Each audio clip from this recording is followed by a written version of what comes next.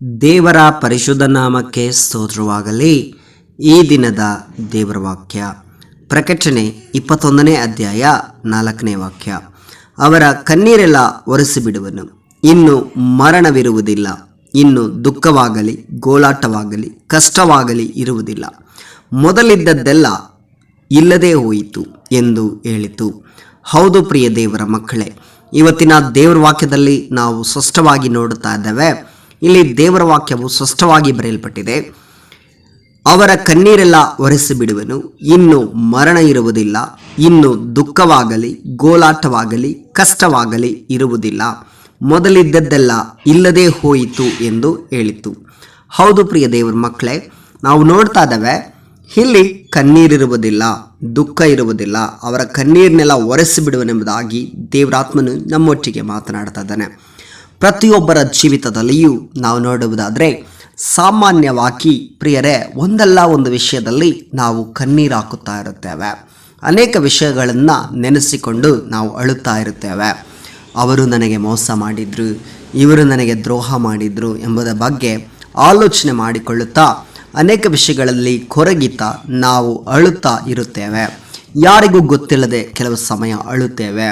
ಯಾರ ಹತ್ರನೂ ಹಂಚಲಿಕ್ಕಾಗದ ನೋವುಗಳ ನಿಮಿತ್ತವಾಗಿ ಅಳುತ್ತೇವೆ.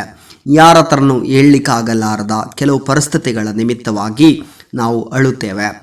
ಆದರೆ ದೇವರಾತ್ಮನು ಹೇಳ್ತಾ ಇದ್ದಾನೆ, ಇಲ್ಲಿ ದೇವರ ವಾಕ್ಯದಲ್ಲಿ ಸ್ಪಷ್ಟವಾಗಿ ಹೇಳ್ತಾ ಇದ್ದಾನೆ ನೋಡ್ರಿ, ಇನ್ನು ಮುಂದೆ ಕಣ್ಣೀರಿರುವುದಿಲ್ಲ, ನಿಮಗೆ ಕಣ್ಣೀರೆಲ್ಲ ಒರೆಸಿಬಿಡುವನು ಎಂಬುದಾಗಿ.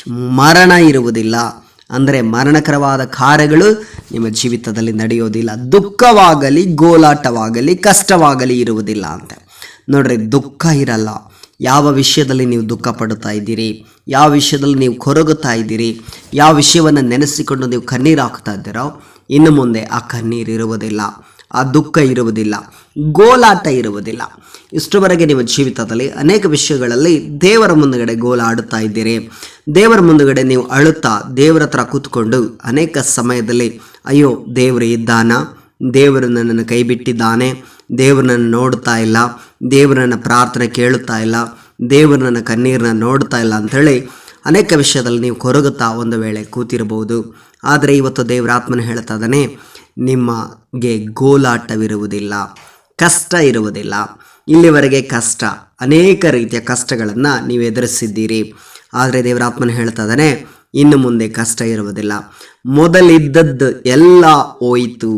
ಇಲ್ಲಿವರೆಗೆ ನಿಮ್ಮ ಜೀವಿತದಲ್ಲಿ ಏನೆಲ್ಲ ಕೆಟ್ಟ ಘಟನೆಗಳು ನಡೀತಾ ಇತ್ತೋ, ಏನೆಲ್ಲ ಬೇಡವಾದ ಕಾರ್ಯಗಳು ನಿಮ್ಮ ಜೀವಿತದಲ್ಲಿ ಇತ್ತೋ, ಎಲ್ಲ ಕಾರ್ಯಗಳನ್ನು ದೇವರು ತೆಗೆದುಹಾಕ್ತಾನೆ.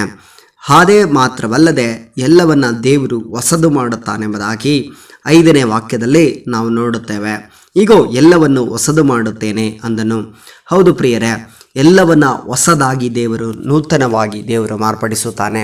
ನಿಮ್ಮ ಜೀವಿತದಲ್ಲಿ ಇಲ್ಲಿವರೆಗೆ ಇದ್ದ ಕಣ್ಣೀರು, ವೇದನೆ, ದುಃಖ, ಸಂಕಷ್ಟ, ಅನೇಕ ರೀತಿಯ ಹೋರಾಟ ಎಲ್ಲವನ್ನ ದೇವರು ತೆಗೆದುಹಾಕಿ ನಿಮ್ಮ ಜೀವಿತದಲ್ಲಿ ಸಂತೋಷ, ಸಮಾಧಾನ, ನೆಮ್ಮದಿ ಮತ್ತು ಜಯವನ್ನು ದೇವರು ಕೊಡುವವನಾಗಿದ್ದಾನೆ. ಆದ್ದರಿಂದ ಪ್ರಿಯರೇ, ನೀವು ಯಾವ ವಿಷಯದಲ್ಲಿ ಕಣ್ಣೀರು ಹಾಕುತ್ತಿದ್ದೀರೋ ಎಲ್ಲವನ್ನ ಒಂದು ಸಾರಿ ದೇವರ ಸಮ್ಮುಖದಲ್ಲಿ ಇವತ್ತಿಗೆ ಮರೆತು ಬಿಟ್ಟು ಬಿಡ್ರಿ. ಯಾಕೆಂದರೆ ದೇವರ ಆತ್ಮನ ಹೇಳ್ತಾ ಇದ್ದಾನೆ, ಅವರ ಕಣ್ಣೀರೆಲ್ಲ ಒರೆಸಿಬಿಡುವನು.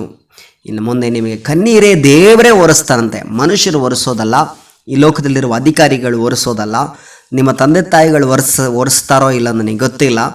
ಆದರೆ ಪ್ರಿಯರೇ, ನಿಮ್ಮ ಗಂಡನೋ ನಿಮ್ಮ ಹೆಂಡತಿಯೋ ನಿಮ್ಮ ಕಣ್ಣೀರನ್ನು ಒರೆಸ್ತಾರೋ ಇಲ್ಲ ನನಗೆ ಗೊತ್ತಿಲ್ಲ.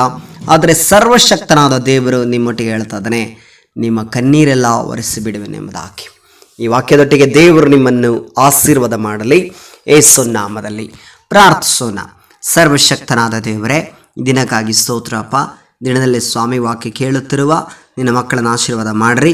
ಈ ವಾಕ್ಯವನ್ನು ಕೇಳುತ್ತಿರುವ ಪ್ರತಿಯೊಬ್ಬೊಬ್ಬರನ್ನ ಕರ್ತನೆ, ಪ್ರತಿಯೊಬ್ಬೊಬ್ಬರ ಜೀವಿತದಲ್ಲಿರುವ ಎಲ್ಲ ಕಣ್ಣೀರು, ವೇದನೆ, ದುಃಖ, ಗೋಳಾಟ, ಕಷ್ಟಗಳನ್ನು ಸ್ವಾಮಿ ತೆಗೆದುಹಾಕಿ ಶಾಂತಿ, ಸಮಾಧಾನ, ನೆಮ್ಮದಿ, ಜಯವನ್ನು ಅನುಗ್ರಹಿಸಬೇಕಾಗಿ ನಿಮ್ಮಲ್ಲಿ ಪ್ರಾರ್ಥಿಸ್ತಾ ಯೇಸು ಕ್ರಿಸ್ತನ ಅಧಿಕಾರವುಳ್ಳ ನಾಮದಲ್ಲಿ ಪ್ರಾರ್ಥಿಸ್ತೇನೆ ತಂದೆಯ ದೇವರೇ. ಆಮೇನ್, ಆಮೇನ್, ಆಮೇನ್. ದೇವರು ನಿಮ್ಮನ್ನು ಆಶೀರ್ವದಿಸಲಿ.